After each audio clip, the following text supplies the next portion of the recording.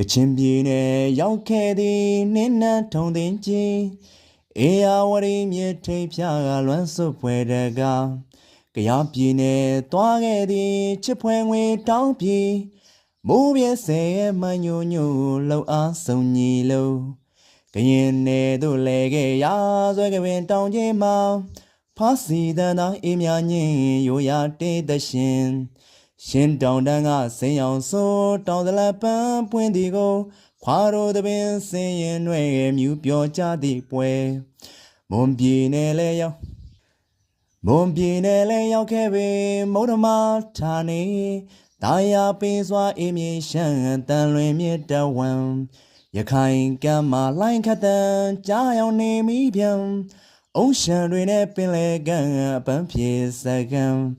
ရှန်ယိုမာတို့တက်ခဲခေါ်အိုစီတန်နဲ့ပြောလမ်းလို့ရီမျောဟိုအမြင့်တောင်ကြီးဟဲဝတင်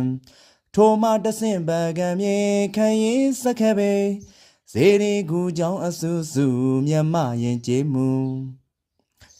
ဒီကဗျာလေးကတော့ Grade 5ပစ္စမာတန်းမှာပါဝင်တဲ့